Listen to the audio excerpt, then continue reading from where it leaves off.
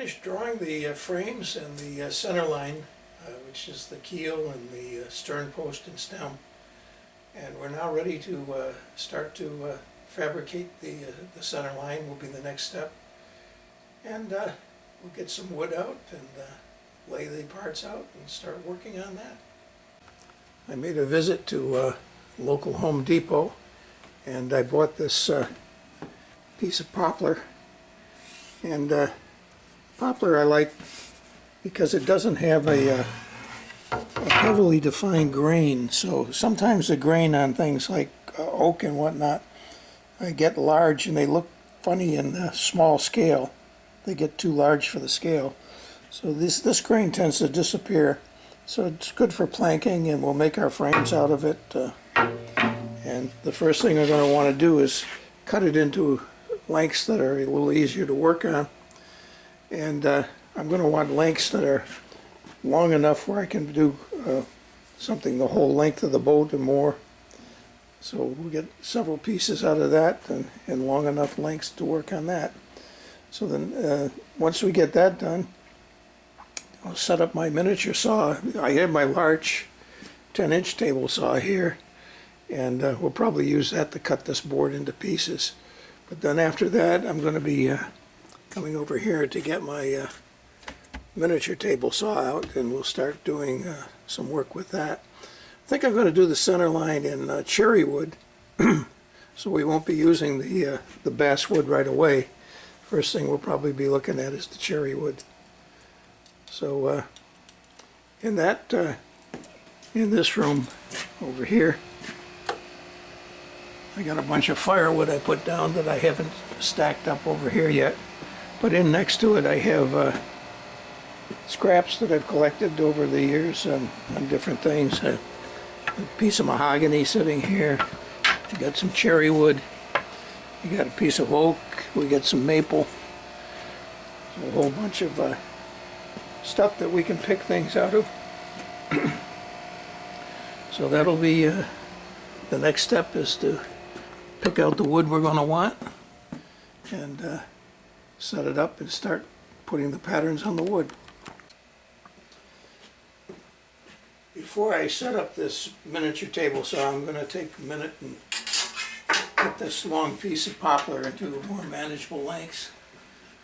I measured the center line of the boat and found out that the boat is just a little over 14 inches in length. So as long as I have wood that's longer than 14 inches, I could make a full-size plank to go the length of it or whatever I need. And so we're going to cut this into 18-inch lengths, and that'll give me 4 pieces that are longer than the boat and much easier to handle.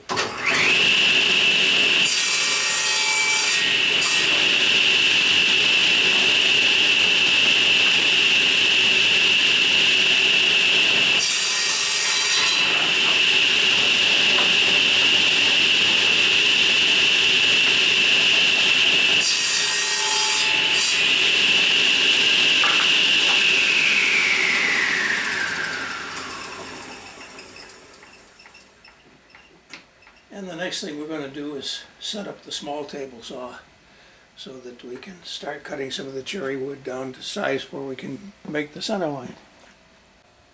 Okay, this is my miniature table saw, which I bought from Micromark, and it's a pretty nice tool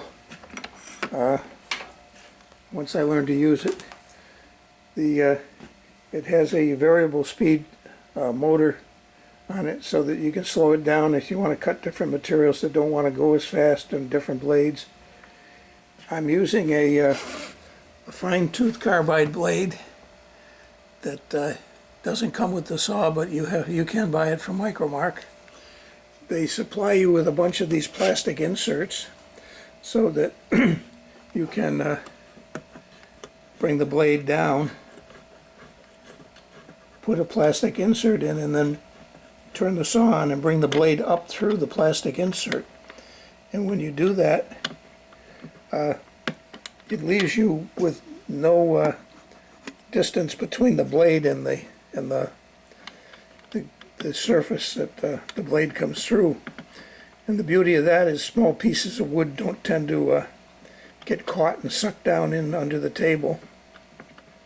I'm going to bring this up full height here. All right. And of course we have a miter guide, and then we have a rip guide. And the rip guide on this saw, its features was that you can turn on this digital display, and by moving it over, it gives you the distance off the blade if you push it up against the blade when you zero it out. Zero it out here. Alright, with that is 0, then you dial it over how many thousandths you want. And it's okay, but it's kind of disappointing. If you want to bring it up against the blade and move it over, you're going to find you're not exactly the distance that you dialed, and you got to fool with it to get it out right on. It's not too bad if you're starting off with measuring a thickness of wood and deciding you want to make it 5 or 6 or 10 thousandths larger to get that last little bit out of it.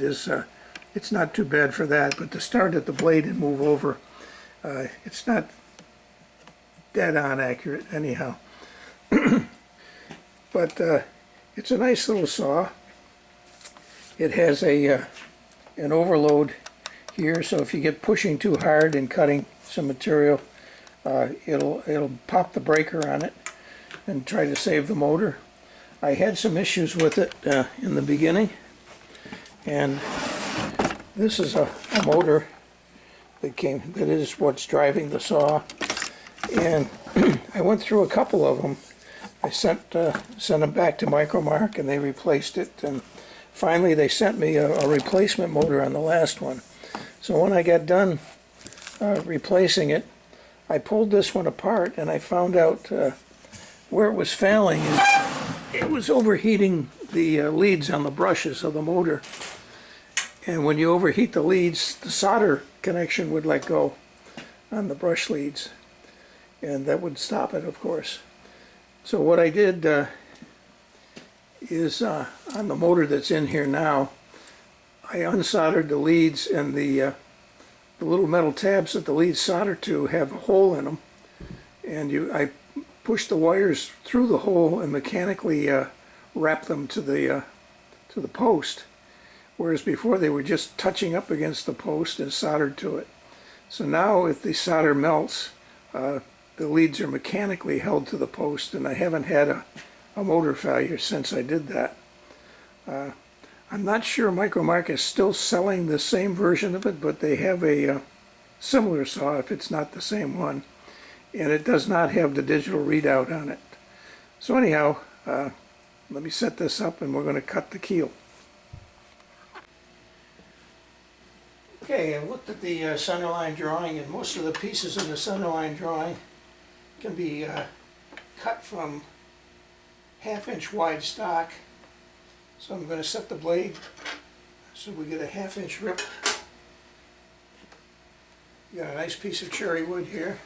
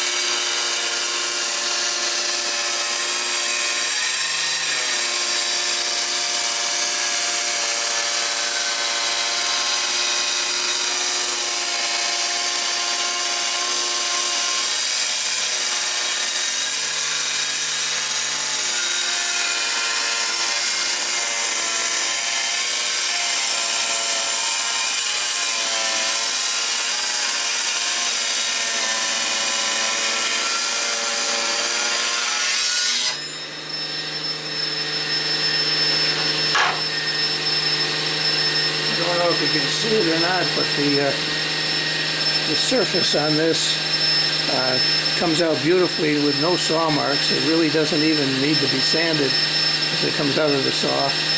And on this side you can see somebody had cut it with something different and it's got saw marks on it. And the side that I just cut is perfectly smooth. So it does a really nice job. The next thing I'm going to want to do is go rip this into an 1/8 inch thick piece, which is the width of the keel. Okay, I've cut that piece roughly half the length it was, so I don't have to feed quite as much stock through the saw to get my my keel. And I'm going to make it so that we get another smooth side on it. I'm not going to leave the saw cut side as part of the keel.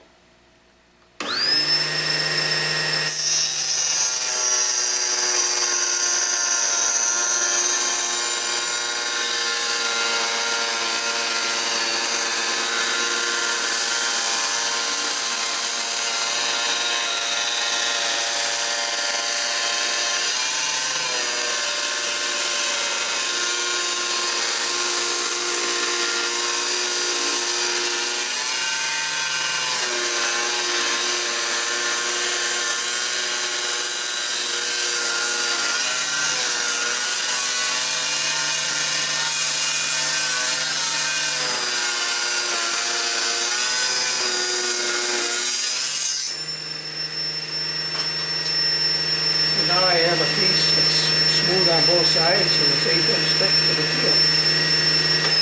keel. Okay, now that I've ripped the 1/8 inch thick cherry wood, I'm going to lay it out and make the keel itself, and then we'll cut out the other pieces, the stem knee and the lower stem knee. And then on the stern, we get the stern post and the dead wood. And the dead wood will want to be the same thickness. We'll cut pieces of that out. And that's where we're headed next. This is narrower than a 1/2 inch, so the next thing I'm going to do is rip this to the actual size. So the first cut I'm going to make is this angle here on the keel, and that angle is actually a 45-degree angle the way I've drawn it. So I'm going to come over here in my little miter saw, and I've set the angle at 45 degrees here on the protractor, and we're going to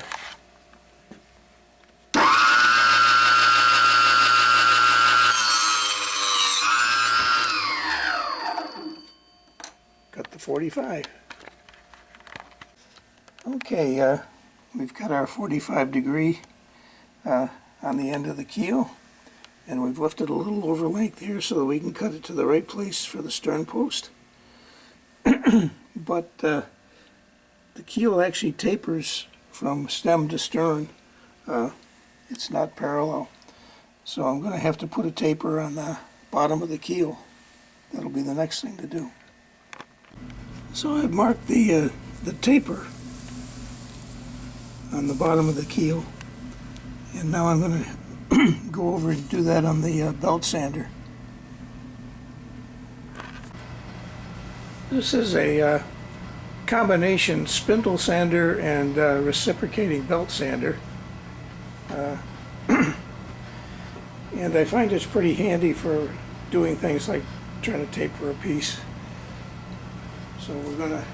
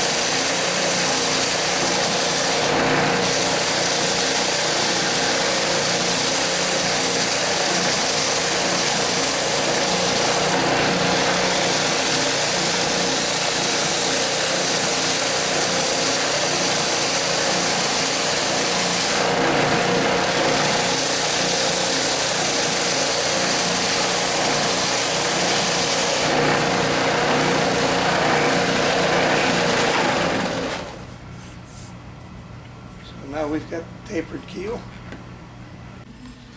and that fits into the drawing pretty nicely. I've designed it with a notch for the stern post to come down into. The stern post is going to have a step in it. It's going to sit on top from that point. Then here's your rabbet line, and then from the rabbet line back it's going to come down so that I can get some extra strength in the glued surfaces. So come over here to the scroll saw, and I'm going to use the scroll saw to notch the end of the keel.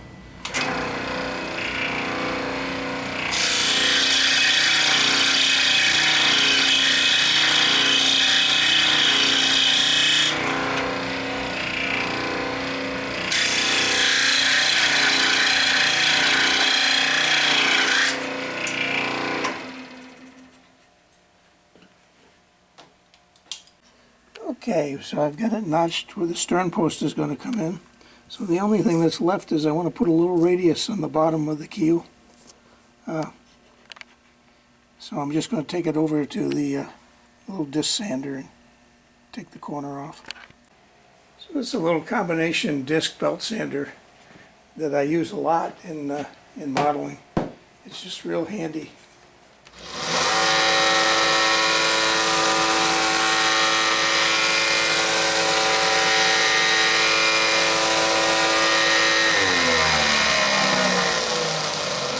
And it does a pretty nice job of putting a little radius on the end of it.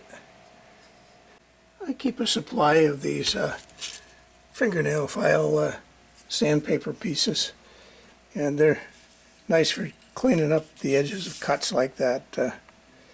Makes an easy way to sand off any little splits of wood off it. Okay, so that pretty much finishes the beginning of the keel, and we'll go cut out some of these pieces next.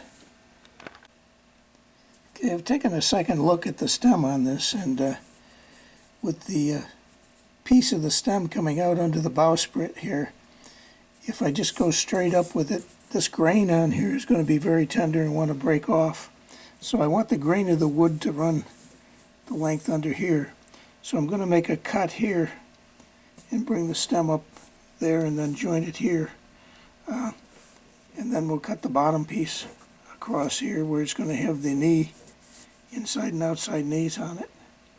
So I'm going to do this piece next. Okay, I changed the angle of the cut on the leading edge of the keel because I'll get a better angle of glue joint on there when I put the outside knee on. So the next thing I'll do is cut out the outside knee to this shape, and that'll tie the stem and the keel together, and then we'll have the inside knee also to strengthen it, and then we'll have this piece up here under the bowsprit. When I cut small pieces like this, well, any pieces with angles on them, I like to cut proud of the line and then bring it in with the belt sander to the line, and I find that works out pretty well.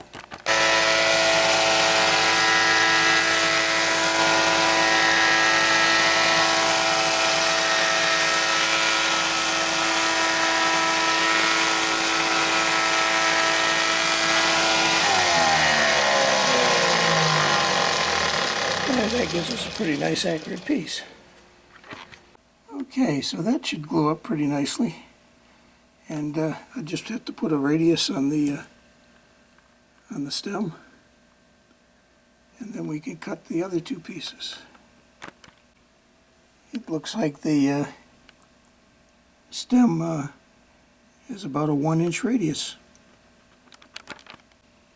and I just sanded the radius into the stem, and starting to look pretty good. Well, I cut this piece to fit in here. It's a little short on the width, but that's okay. We'll run a radius through there. I could actually leave it as a straight line, but I think it'll look nicer as a radius as the inner knee. I've drawn a radius in on the knee. So now I could set up the spindle sander, but I have to take the belt sander apart to do that. So instead, I'm going to set up a sanding drum in the drill press here, and we'll shape it with that. The sanding drum kit comes with different diameter drums. So I've selected one that's going to help me cut the radius in here. I've taken an old piece of fiberboard and I cut the size for each one of the different drum sizes into the board, and that lets me use it as a table to bring the piece up to the drum.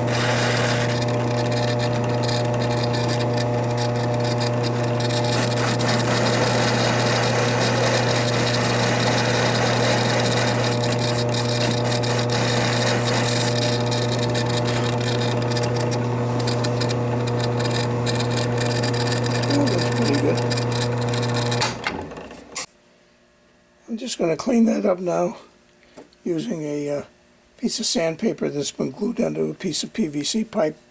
It's a handy tool. I've got a bunch of blocks that I've rounded over the years with different radii on them so that I can sand radiuses into things. So those all come in handy.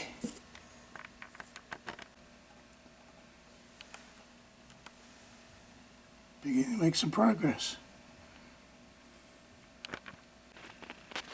Well, I ripped a little wider piece of cherry to get the piece under the bowsprit, which means I'm probably going to go back and make this piece bigger than what I did, because I didn't have as wide a piece. Now I'll be able to get the whole width in. So we'll go back and make this piece over. Well, that looks a little better than it did. Alright, we pretty much got all the pieces cut for the stem. So we're moving on down now to the stern and the deadwood, stern post and the deadwood. This little piece up here is going to get cut off because there's no way we're going to do anything with that. We're going to have to put that in afterwards. Okay, I cleaned everything off here. We're getting ready to glue some things together. I have an old, lightweight wood drawing board top. I think it's a drawing board top. And I like to use this to pin things down to, because it's a softer wood where the pins go in, and it makes it easier to stick things down. Alright, the first thing I want to do is put down some wax paper. That way nothing's going to stick to the board or to the plans. The next thing I'm going to do is slide my drawing underneath the wax paper.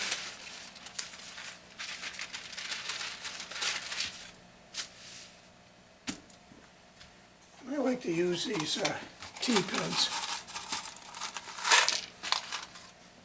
hold things in place.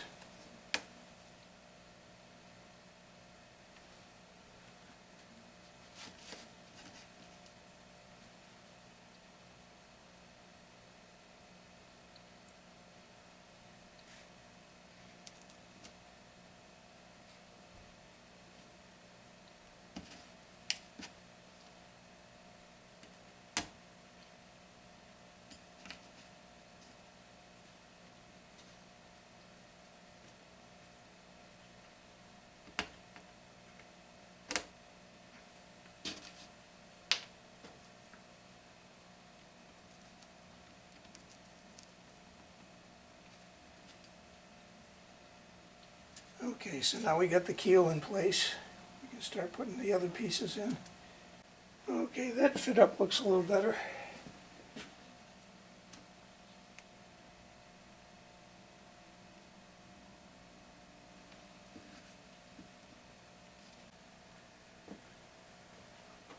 After much fumbling, I did manage to pin everything down in place.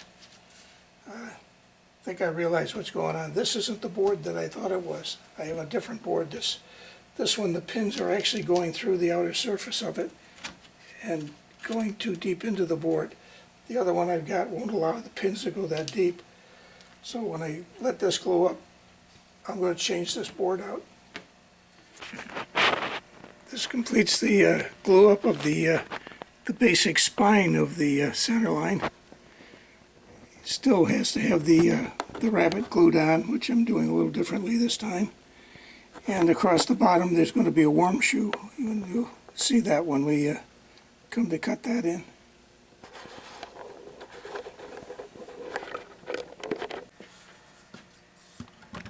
I've replaced my building board with the correct one now so I can pin to it. The other one was a little bit spongy. So now we've got the center line glued up, and I've been sanding it a little bit, get rid of the excess glue.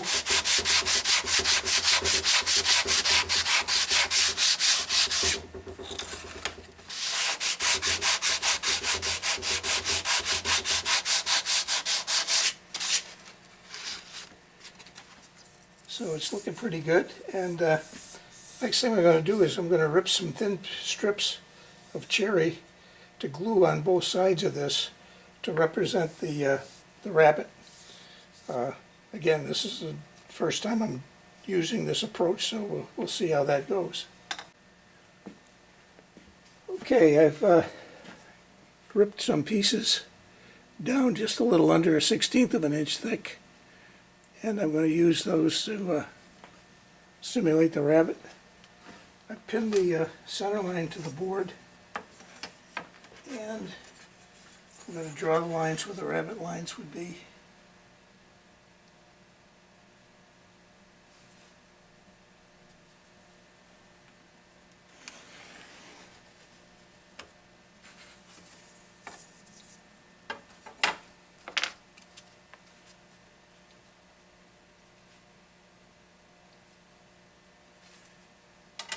Pretty good.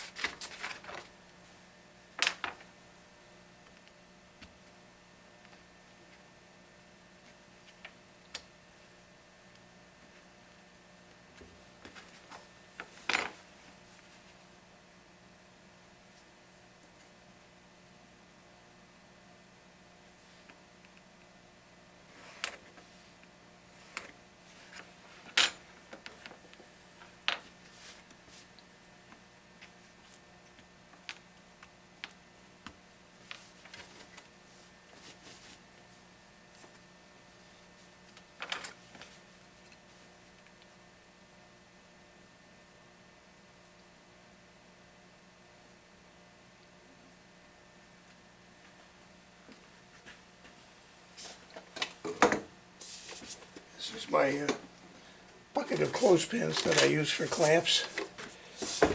You take a standard clothespin and turn it around backwards so that it looks like this. Makes a nice long nose on the clamp where you can get in different places.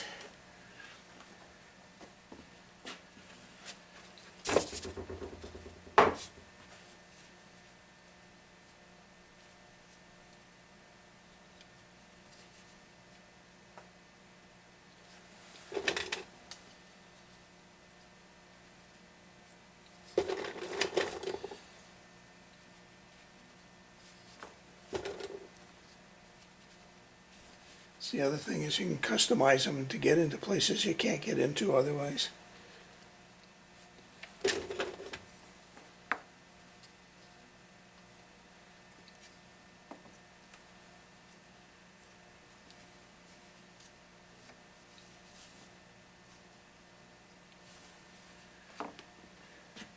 I shut the camera off here while I open up a new container of glue. And for something like this, I like to use the thin CA glue because it runs right down into the crack.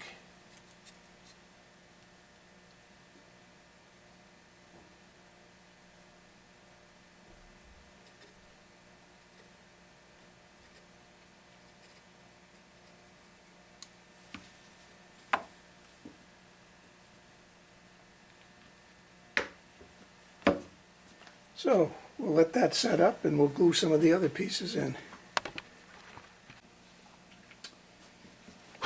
Well, we've finished putting the rabbet lines on both sides.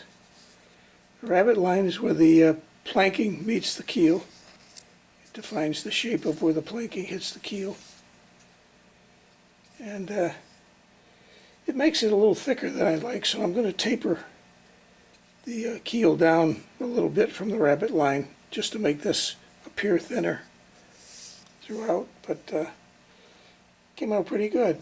So now at this point, the only thing left on the center line that's not on it is to put a worm shoe on. The worm shoe is a strip of wood that goes along the bottom of the keel, and it's softer than the hardwood the keel is made out of, so that if you strike the bottom, you destroy a soft piece of wood that can be easily replaced on the bottom of the keel rather than damaging the keel itself. So what I'm going to do is I'm going to mark a 1/16 of an inch on the bottom of this, hold it against the belt sander until I take a 1/16 off, and then I'm going to laminate a piece of probably poplar onto the bottom so that it'll have a different color when it's finished, and it'll show up as a shoe on the bottom of the keel. One thing I'd like to show you while we've got some scrap wood sitting here. This is a tool that I bought from A.J. Fisher, and it's really neat for cutting bits of wood off. It makes a nice clean cut. It's a lot easier than having to saw the small pieces. Anyhow, thought that might be of interest. I've cut a 1/16 off of it, and now we're going to rip a piece of poplar to laminate to the bottom of it for a worm shoe. It's called a worm shoe because either it gets damaged by hitting the bottom or worms may get into it. Either way, it's soft, easy, replaceable piece of wood. Got a nice piece of poplar, and I'm going to glue that onto the bottom of the keel, and just cut it a little longer than I need.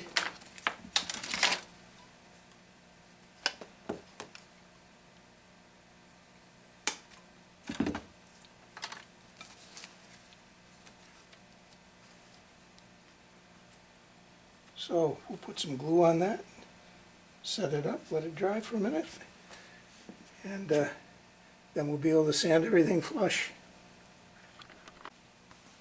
Again, I'm using my clothespins to clamp everything in place until we're ready to trim it. Okay, I've completed the center line. We now have a worm shoe on it. I'm just going to sand the worm shoe flush to the keel. I have a 220 grit sandpaper, and we'll just bring that all down flush.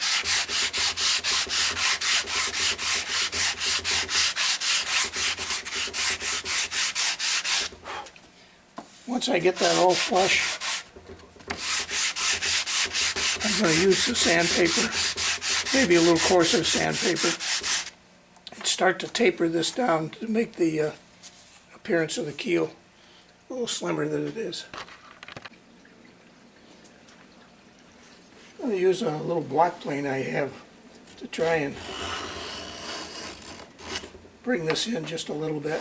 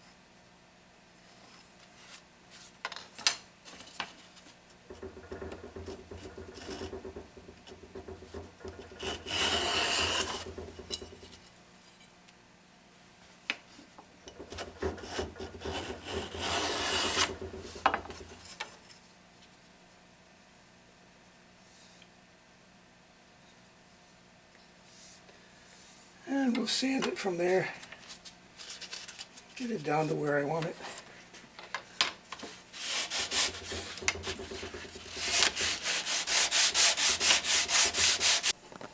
The center line is all completed, and I've sanded it and shaped it a little bit with 220 grit sandpaper, and then finished it off with a 400 grit. And the simulated rabbet line came out rather nice, I think, where the planks will fit in to the keel. So that worked out rather nicely. All the dead wood at this end. So the next thing we're going to tackle is put some finish on this, sand it out between a couple of coats so it's got a finish on it. And then I'm going to start to build a fixture to assemble the frames to the keel. I want to put a finish on the center line. This is a product I haven't tried before. It's Minwax White Bond Poly, and it's in a clear satin. So we're going to give that a try.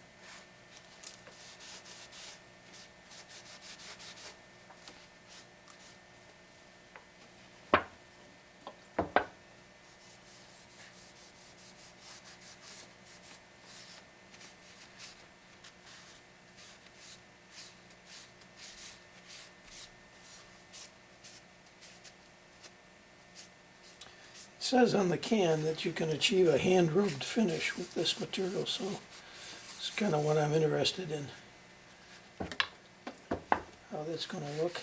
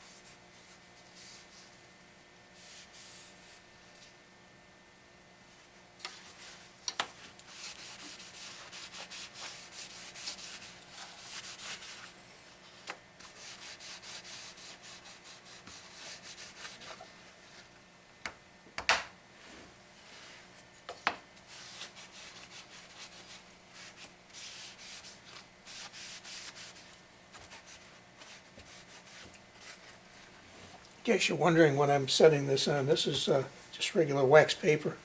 Keeps the finish from sticking to the surface. But doesn't look too bad. Gives a little bit of contrast between the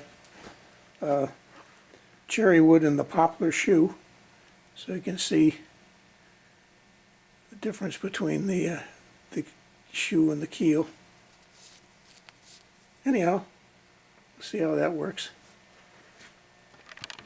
This is the way I've propped it up so that the finish can dry. That clothespin on the end of it holding it up, so that should keep it from sticking to anything until it's dry. So the center line is finished.